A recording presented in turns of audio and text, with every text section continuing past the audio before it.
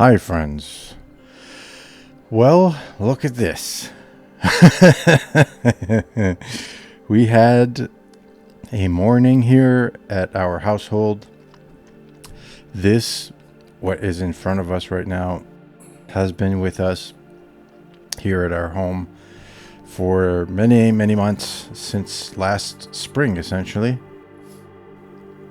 And finally, it's actually come together. And we were looking at it this morning. This was the first print test of Spirit Girl number 3. And we, frankly, were quite stunned at how well it came together. I knew that I had improved, but I improved a lot more than I thought.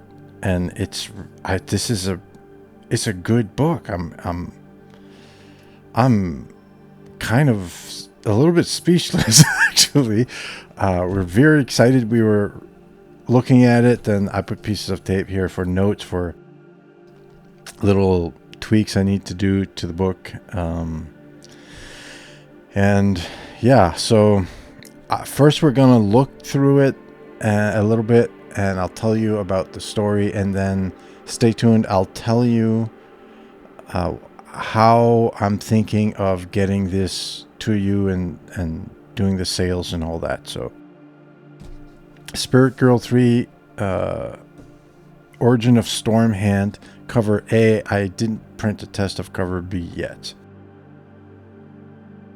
but it's going to be exclusively sold through my local comic shop. That was an idea we came about together. So that's a separate thing. So yeah, this credit sequence here, I put a recap of the story, and for those who are just joining me and don't know about the story, essentially Spirit Girl was doing a routine patrol in the valley, discovered a dead animal which indicated something more nefarious was going on.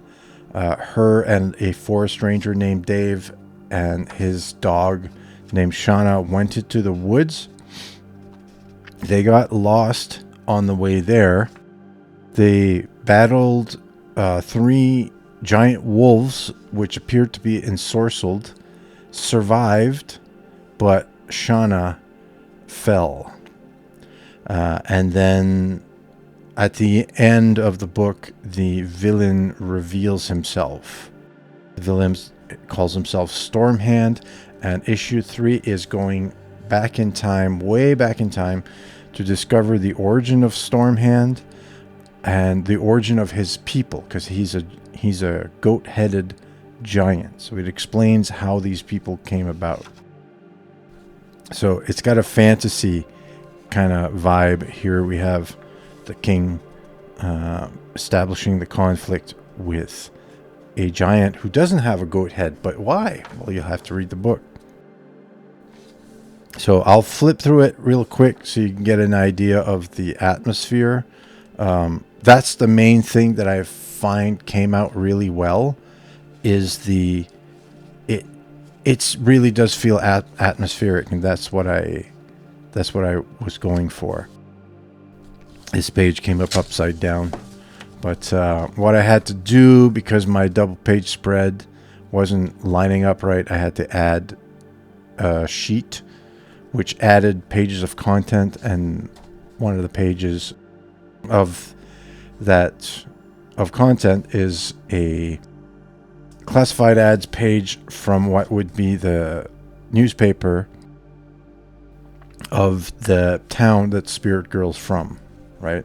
So it's a bit of world building, some foreshadowing here. So and it's also to showcase humor, because this book is pretty serious. So, and this crossword, I really worked hard on improving the crossword. It took me a few days to get it all right. I had to I set it up, and then I did the crossword to make sure everything was lined up properly, and then I fixed it. And I set up a barcode just as a test for my local comic shop, so we'll see if it works when I bring this in. But yeah, that's Spirit Girl 3. What else is there to say about it? So I'm going to intercut some footage of me cutting the first print test of Spirit Girl 3, and I'll explain to you my plan for getting this done.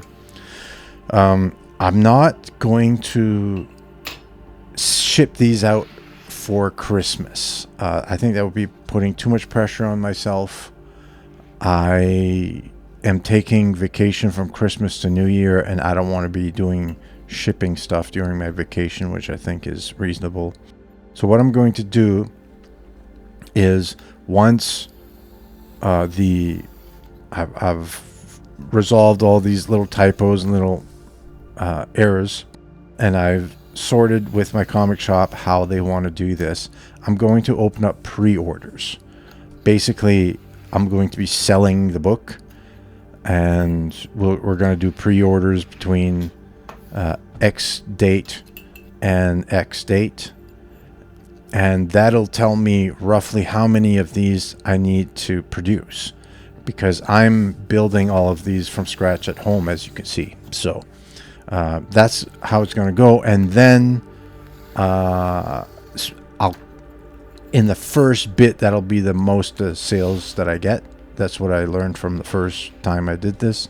And then there'll be a trickle of sales maybe after, and that's fine. I can make 1 or 2 books and ship them as orders come in. So that's the latest on Spirit Girl. I'm so excited.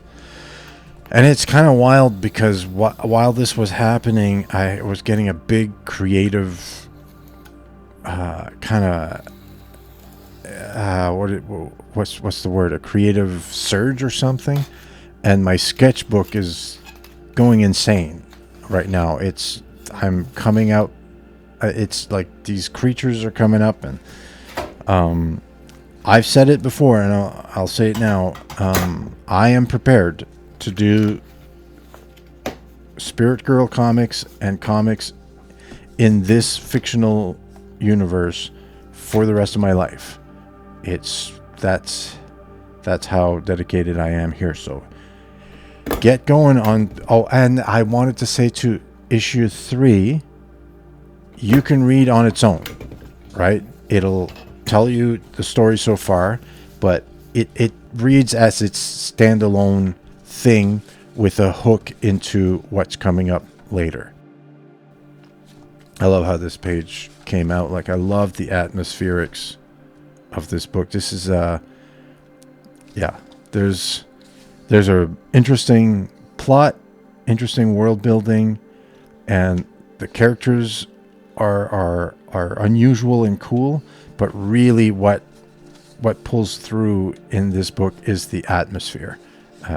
And to me, that is a high priority. Immersion is very important. So, man, I can't wait to get this into your hands for you to read it. Thank you for your attention, and see you in the next one. God bless.